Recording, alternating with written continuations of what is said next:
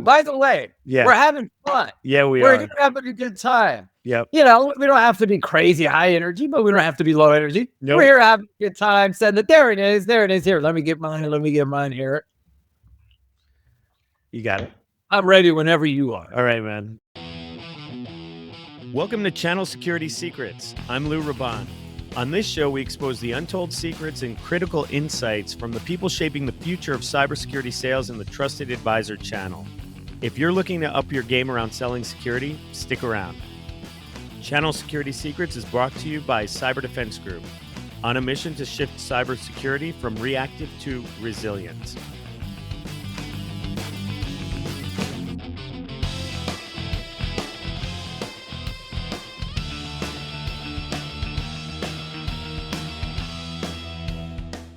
Hi, everyone. I'm delighted to chat with our guest today.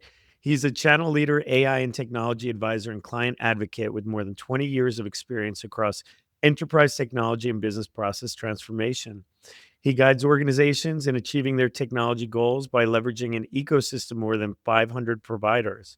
In his current role, he helps clients realize an average 44% cost reduction through strategic partnerships, negotiation leverage, and optimized technology timing.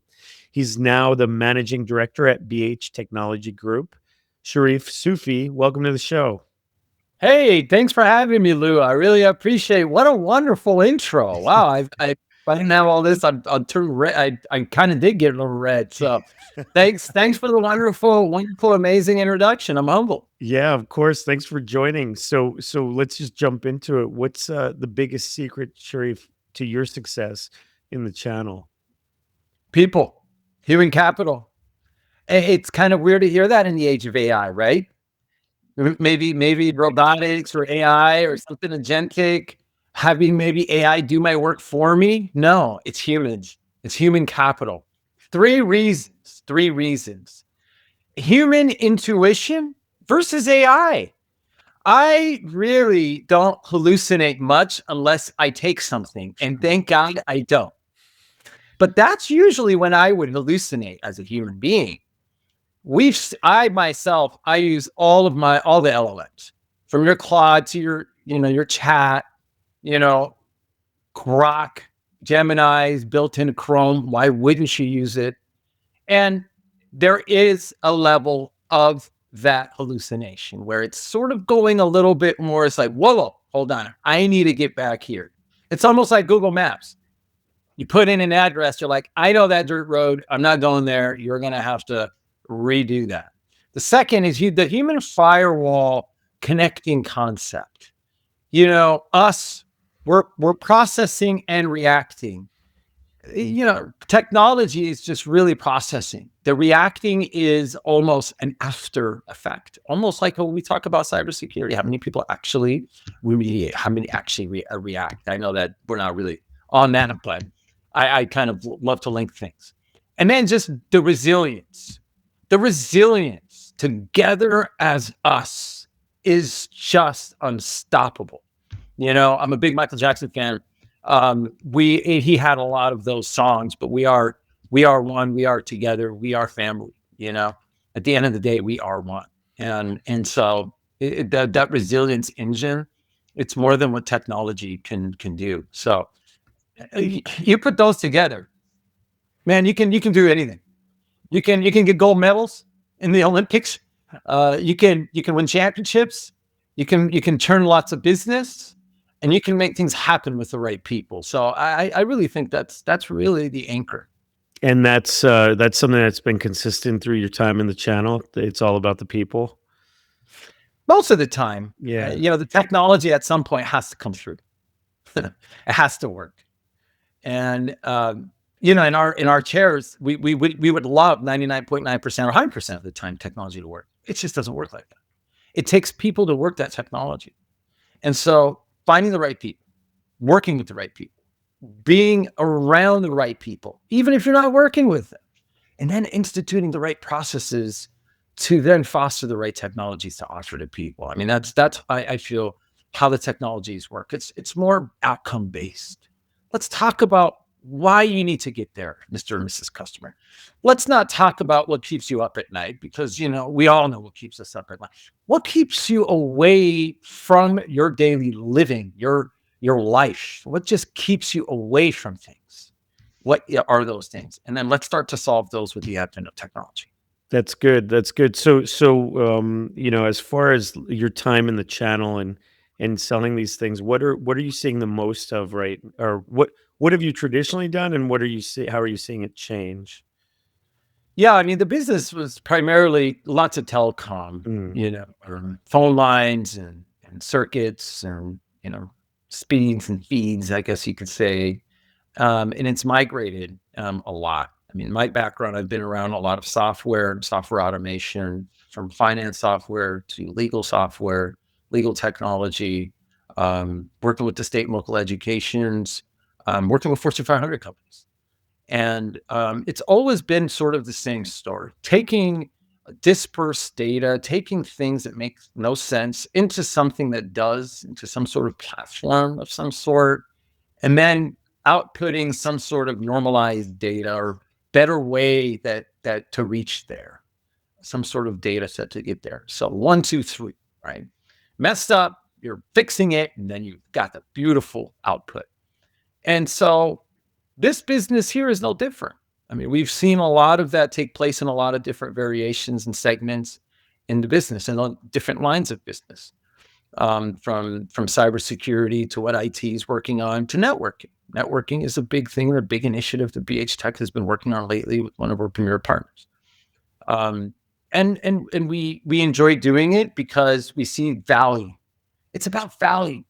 It's not about selling something, or being out there in the business if you're an owner or whatever you're in, and just turning more business. It's about value. It's about reputation. It's about influence. This is the new sales. mm, yeah. Okay. So when you're the as far as the channel and how it went from telecom, now it's value. You're seeing a lot of stuff. Like, give me something specific about, maybe something that you've worked on that was kind of showing you how much the channel is changing.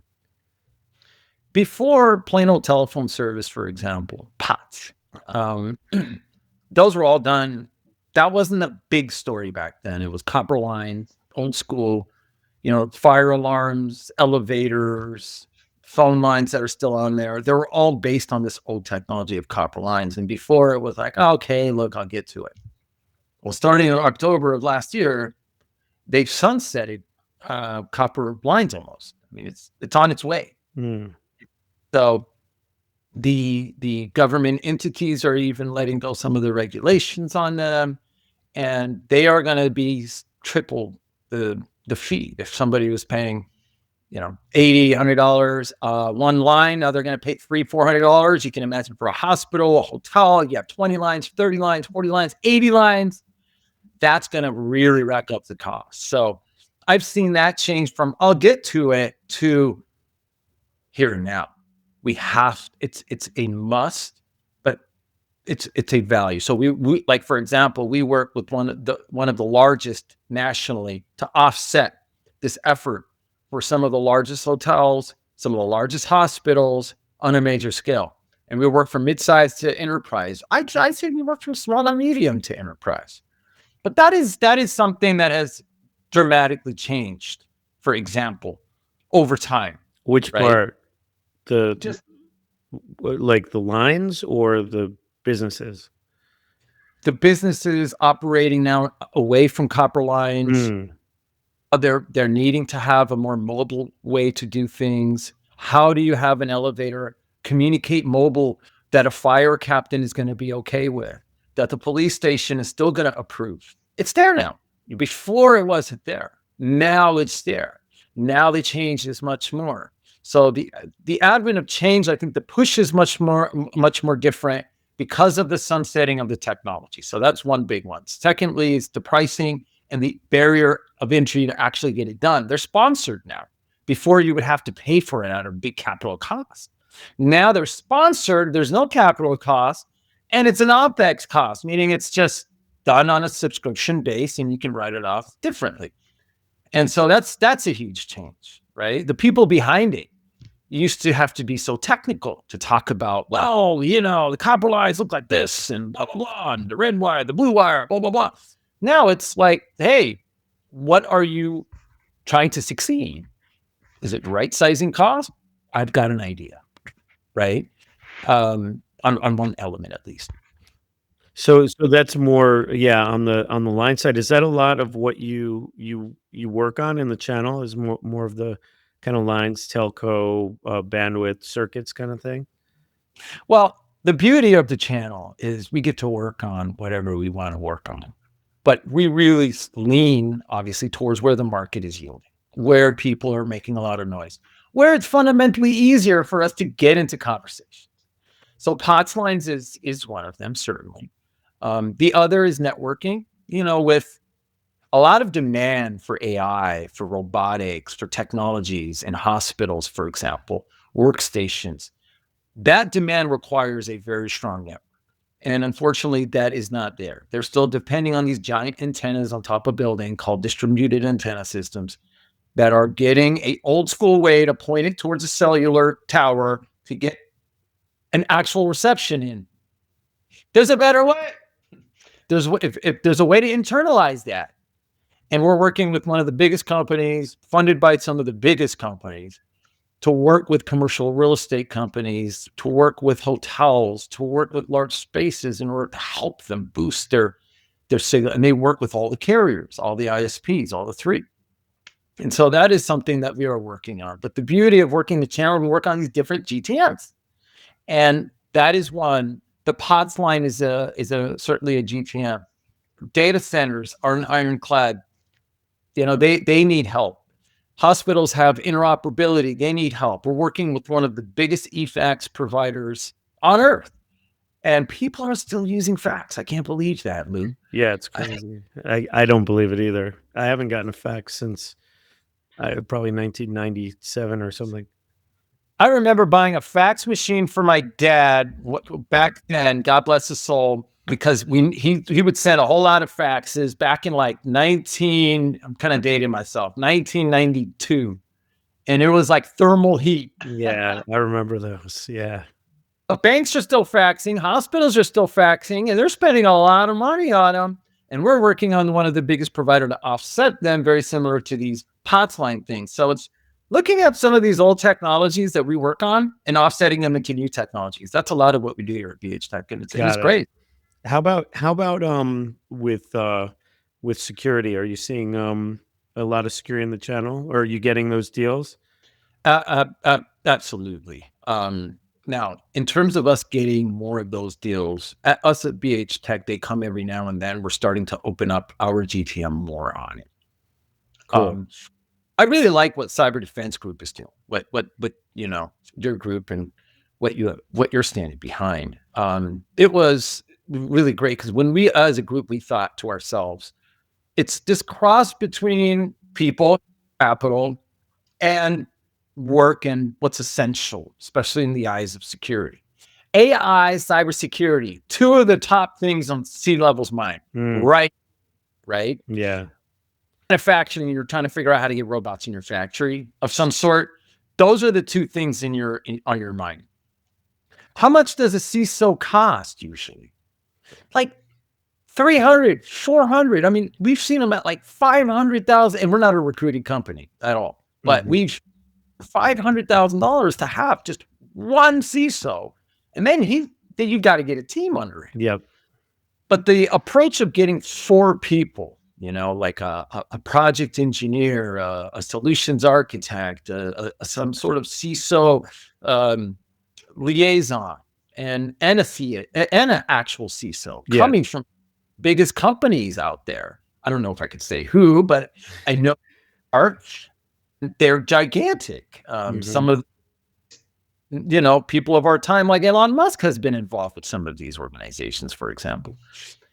And to get a CISO like that for the price of one, for the price of, or 4 for the price of one, that for me was just a no-brainer. And people, I think, are starting to wrap their heads around that. They really don't have to figure out how to do it on their own anymore. Yeah. There is a better full-time US-based way.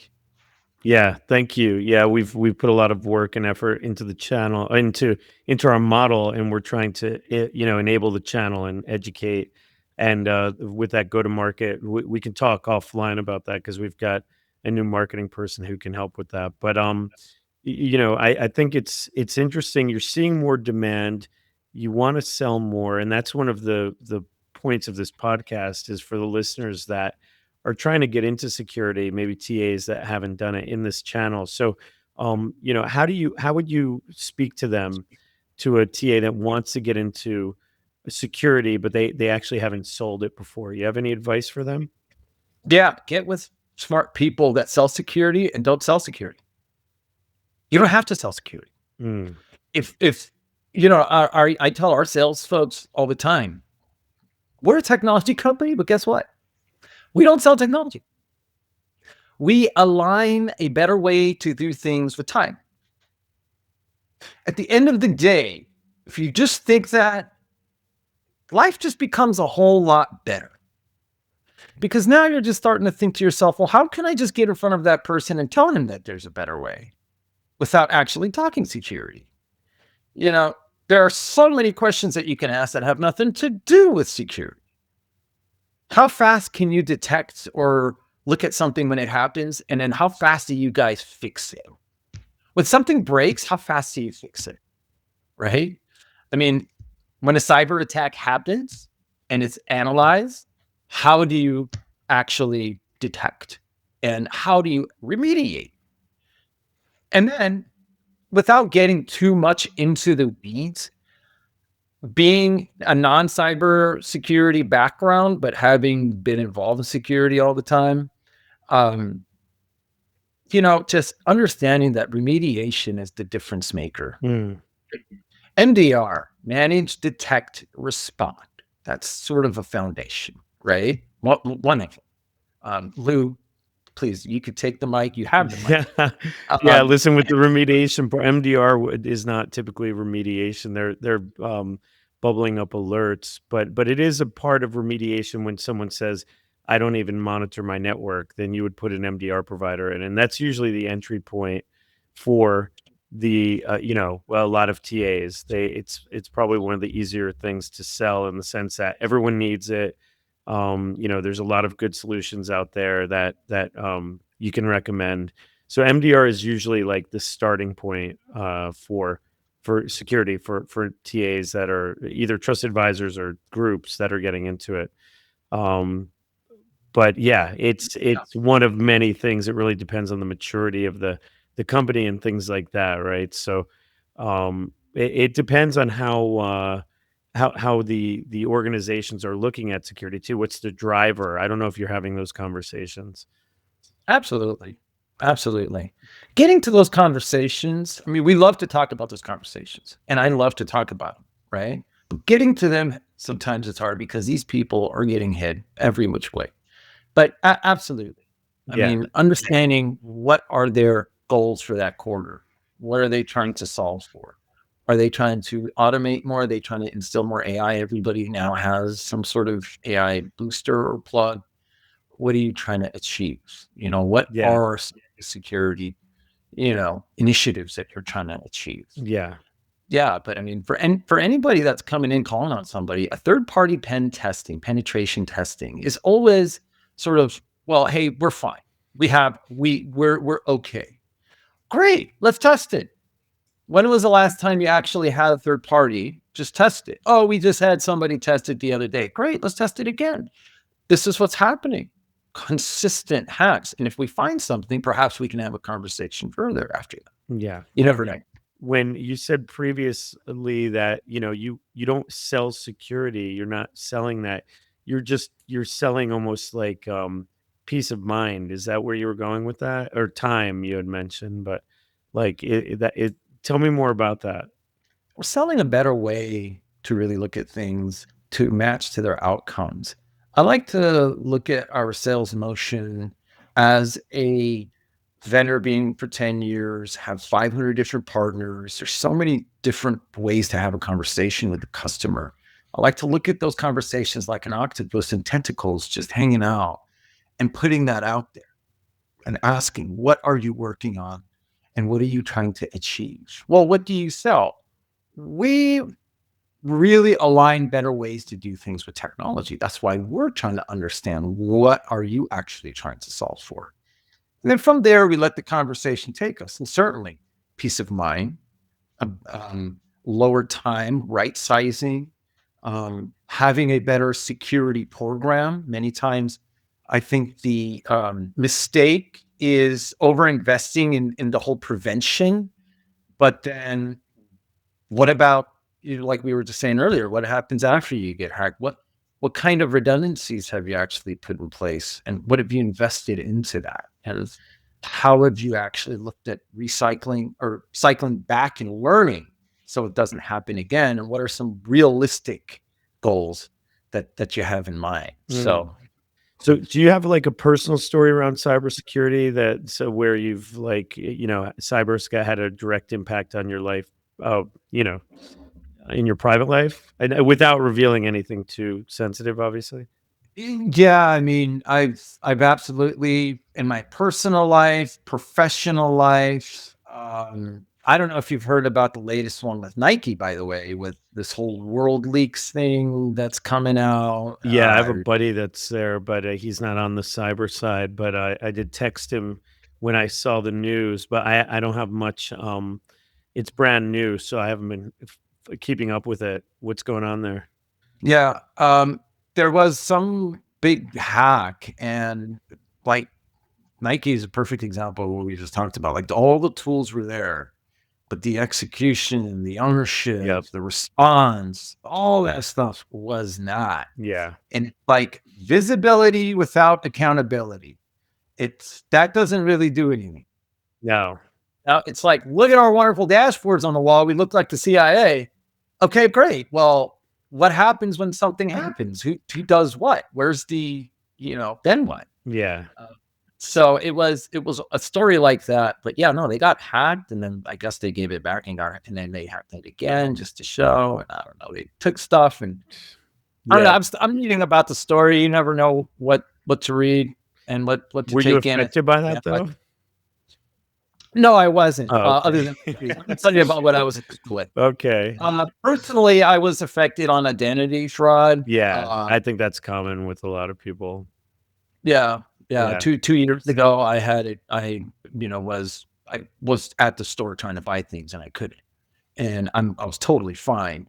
And then I was trying to call the bank. I couldn't even get in. It was kind of weird. Yeah. Finally, I had to go to a branch and had to recycle it. I mean, cycle back. I don't know why I keep on saying recycle. I don't even.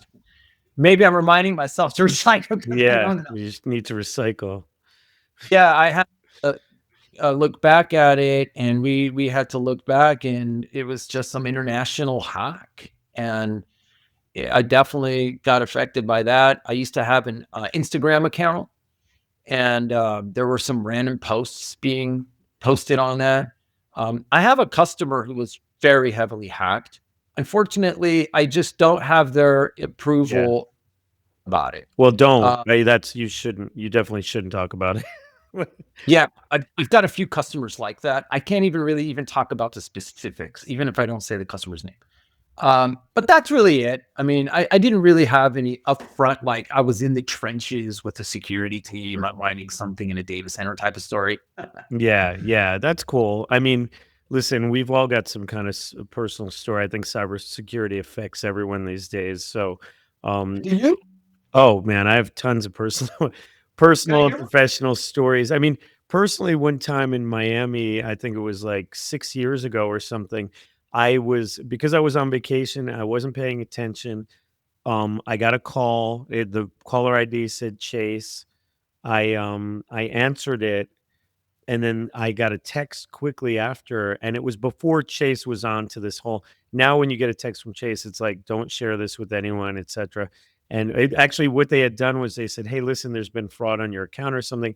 We need to verify." And you would think that I would be like, "Oh, yeah, this is," but I was distracted. I was with friends. I was like, "Oh, fraud, what's going on?" which was a perfect storm, and it passed that was a fraudster. I did give them the pin, and then I panicked. I was like, "Wait a second, I feel like this isn't right." And then I asked them, I'm like, "Wait, can you prove that you're from Chase?" They hung up. I checked my account. They had tried to do something. They couldn't do it because there were other blocks on it. But then I had to change my account numbers and stuff. It was a pain in the butt. But yeah, that's a personal story that I've had around. Wow. Yeah, and I'm the guy that's protecting against that. But that's what it takes. It's like often during Christmas or the holidays, people will get phished just because, you're people are ordering dozens of packages and they want to know when they're going to get there for the family or whatever. And so you'll get these UPS notifications. Well, guess what? Often it can be a phishing one. They set up a site. We do these tests all the time, where we're actually phishing against targets, and we'll set up a what looks like a legitimate website, and they'll go to it and they'll type their credentials in because everything looks the same. So that's why the human is always the weakest link, and that's why we need controls around the humans. So all you have to do is catch someone at a weak moment, and you really could get in. So Wow. yeah. I'm starting to think about American Express, who I talked to the other day with the caller ID American Express. I got to check the conversation Yeah, you should and not. make sure. Yeah, one of the things is if ever, and I've gotten since that time, I've gotten, calls incoming from a bank, and I'm like, listen, I'll tell me where you're calling from, which bank, tell me, I'll call you back. And that's the best thing you can do. You go and you dial the number and you say, "Hey, I got a call from one of your representatives." If it's legit, they'll say, "I'm give you their number and information." Sometimes they say, "Hey, we're not allowed to do that." Sometimes it is legit incoming, but I never give any information anymore. If there's an incoming call from any service provider, I'm like, "I'll call you back." That's always the best. Yeah. Yeah. Or this call's being recorded to tell you about da da da da da da da da da Yeah. da da da da. Like if they sound pretty professional going and they start sounding, still you got to hang up and call back, Yeah, right? yeah, especially these days in the age of AI. I mean, I was talking, well, this was 6 years ago, the story I told you. Today, it could have been a video call and it would have been so convincing. I'd like to think obviously I wouldn't fall victim to that, but the point is like you can't trust voice, you can't trust anything digital these days. Face to face is the most the strongest basically, but with everything else you need controls. But Absolutely. Even personal. You mentioned a good point, and I just took control of my personal Wi-Fi at home. yeah, I've got teenagers, yeah, so we don't do social media. I've got friends that work in social media. I know very intimately that there's no such thing as a free lunch, yep, right? There's no such thing as social media being for free for people. yep. They are literally creating a different model of us that and they're literally testing what makes us tick. In the absence of regulations, if you look at some of the, I think the Nordic countries and stuff, they've now put an age limit, like you can't do social media under 16 or something like that. And it makes sense, especially I have teenagers too. It's definitely, I tell my kids, don't, you're constantly being sold to and distracted to so you will buy stuff. You can either be a consumer or a creator. So yeah, it's an interesting world. I'm sure it's gonna like even out at some point, but right now we're just in the enthusiastic, unregulated, crazy period. So we'll see where that goes. Yeah, yeah. What's scary about it is it's the same people who are advising the regulations, the same Yeah, people. well, we're just asking. They're lobbying to get them removed completely, but you know, I just found that so interesting. yeah, It's like, yeah, hey, let's have the criminals advise on themselves on how to catch them. yeah, yeah. It Right. I'm not saying anybody is criminals. I'm not, I No, it's mean, an analogy. I get it. Yeah, there's it's going to be an interesting next couple of years because we have AI that's unregulated at the moment and it's running wild. But it is. let's go to you personally. We can check the box. We did our obligatory AI talk. um, you Yeah. how'd you get into the channel? How'd you get here?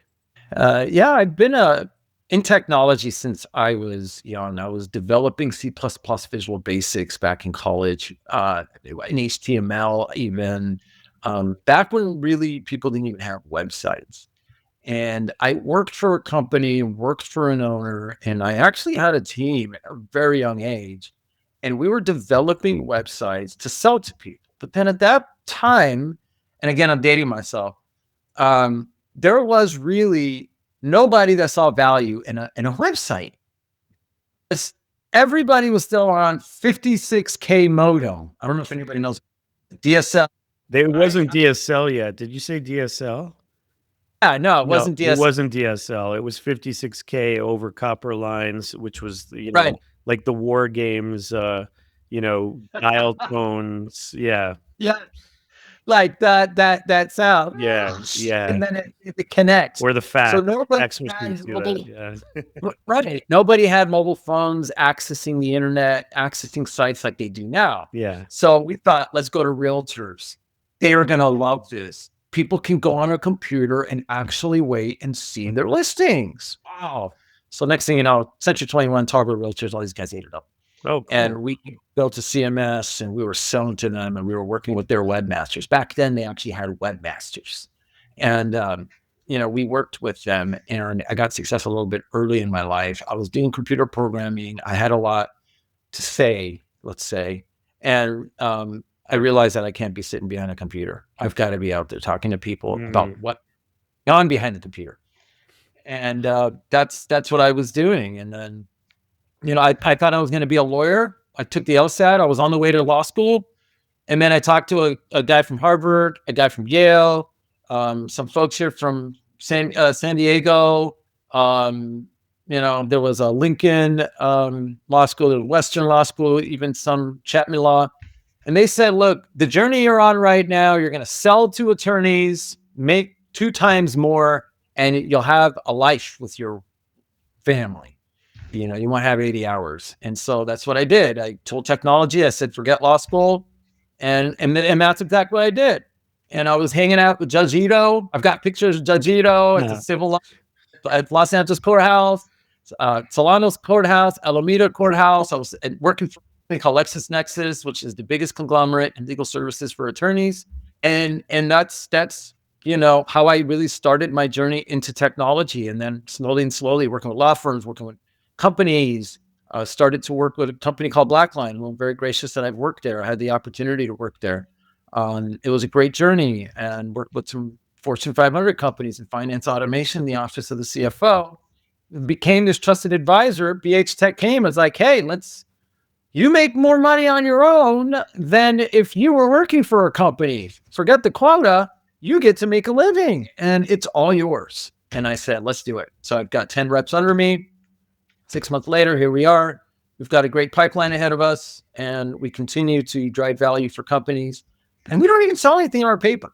That's what I love. Yeah. We source technology essentially or with the customer the whole way, ensuring that their experience is well and they enjoy the journey. And we enjoy working with the vendors and the customers. And it's been great. So I mean that's sort of my story. That's really cool. Yeah, you could have been a lawyer. I think you probably took the better path in going into what you're doing now, channel and sales. And it sounds like you're doing well over at BH. What about outside of work? What do you do? I'm in kids sports big time. Mm, I'm own a franchise also, or I'm a part owner called I9 Sports, and it's great.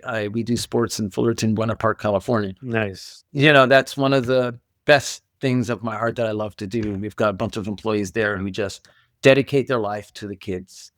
I think that was my favorite thing to do because I've got 3 kids, 2 teenagers, and a 9-year-old. I've coached them my entire life. And soccer, basketball, I played basketball, I played football, I did wrestling, I did a little Shaolin Kung Fu. So I love to work with the kids and to do all that and have fun. If I didn't have to do technology, I'd probably do that. If I have to pay bills and for everything, I'd probably do that. That's very cool. And it's giving back. It's always nice to see, work with kids and they're filled with optimism and, good. It's a good environment to be in. And you have an opportunity to mold them to a certain extent, right? And kids are not getting that. Yeah. At the schools, they get confusion of what they're forced to learn and what they're forced not to Oh, learn. yeah. Parents are not spending enough time because we're so stretched out in work. The Mhm. economy makes you work harder sometimes. Yeah. And so it gets a little bit more difficult. Yeah. Yeah. That's why kids, they need an adult. And the divorce rate in America is literally, I would say, 50% last time I checked, which I don't check a lot. Yeah, it's not good. It's definitely very high. There's no doubt But in about it. California, it's 75%, Lou. What? I didn't know. 3 out Yeah. of 4 people are unfortunately not together as a family. Kids need us more than anything Yeah, you're now. talking to one of them right here. So, unfortunately, yeah, I fit that statistic. But no, I've got a good relationship with my boys, and it's true. They definitely need us. So I'm glad. Thank you for giving back and helping the future. And Well, thank you for being there for your boys. yeah, How old are they? they're 15 and 18 now. Oh, wow. The Yeah. 18-year-old's feeling powerful. Well, I hope. Yeah, he's applying to colleges, so we'll see. Nice. Yeah. Now, my kid hasn't hit 18, but what happens at the age 18? Is it like, oh my God, I'm like free? Like, I don't have a curfew outside in the world, but hey, wait a minute, you still live here? Or like, how does that work? Oh, I mean, he's already been doing that pretty much. So it gets to a point where you really have to negotiate versus there are parents that are more strict than me, but when you've got a split household too, like they go to their mom's, they go to mine. We don't have consistent rules. Therefore, you have to really use influence versus an iron fist. So he's a good boy. My 18-year-old, he comes home on time and does what he needs to do without me, having to give him ultimatums for the most part. So, yeah, I Nice. think, yeah, it's hard to control him after a certain age. Oh, yeah. And then look at you. Using influence at work and using influence at home. Look at you. That's a thanks, Sharif. I think that's a good place to probably end it. Sharif Soofi, thank you. It's been a great pleasure hearing about your journey, understanding, what your philosophy is and approach to the channel, saying so many nice things about my company, Cyber Defense Group, and hearing about the growth of, BH Technology Advisors. I'm really happy that you're on this path. So thank you for joining me today. Hey, I had a great time, Lou. Thank you for having me, and always welcome. I'm always happy to come again. Thanks again. Yeah, thanks. And thanks to everyone that's watching and or listening. If you learned something new or you laughed, please tell someone about the podcast. Thanks again, Sharif. And Yep. this has been another exciting episode of Channel Security Secrets. See you next time. That's a wrap for this episode of Channel Security Secrets. Thanks for tuning in. For show notes, guest info, and more episodes, visit us at channelsecuritysecrets.com. Channel Security Secrets is sponsored by Cyber Defense Group. When it comes to protecting your business, don't settle for reactive. Partner with experts who build resilience from the ground up.